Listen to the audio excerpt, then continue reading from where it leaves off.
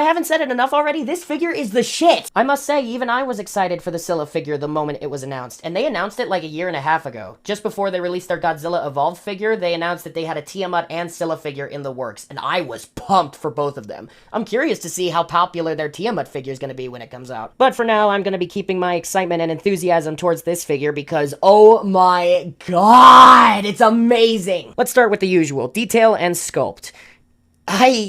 Fuck!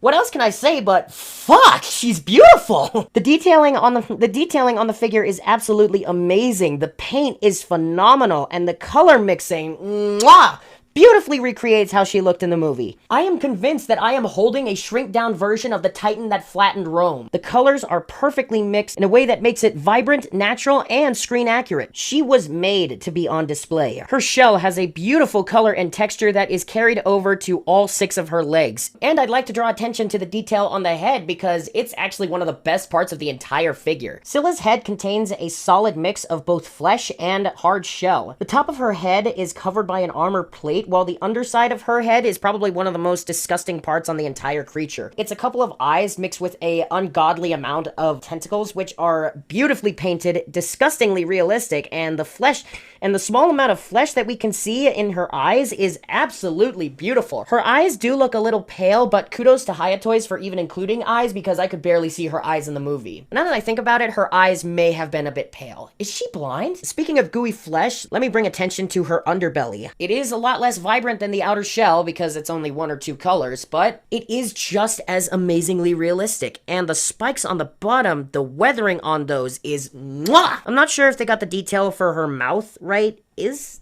that her mouth or is that like some sort of spout? We need some sort of MonsterVerse documentary to explain the anatomy of the Titans. Scylla's entire body is covered in beautifully realistic paint, and thanks to the amazing color scheme that Hayatoys has perfectly recreated, her detail and texture just pop, and the sculpt that Hayatoys went with is more than fitting for the design. As I said before, Scylla is a jagged, asymmetrical, crab-like creature, and Hayatoys has recreated that almost too perfectly. This is a bit of a negative with the figure, but the only reason I say it's a negative is because I care about my fellow collectors. Handling this figure is going to be a bit of a hazard, not for the figure, but for you. She is painfully sharp. Her sculpt is so amazingly jagged and sharp that she hurts to handle. I am not kidding. I would have thought that the spiky ends of her legs would be the most painful part, but boy was I wrong. The only flexible and rubbery-like materials on the entire figure are the tentacles and webs between her legs. Everything else, I strongly advise handling with caution because you could definitely cut yourself. Why does every beautiful woman in my life have to hurt me? I thought what we had was special!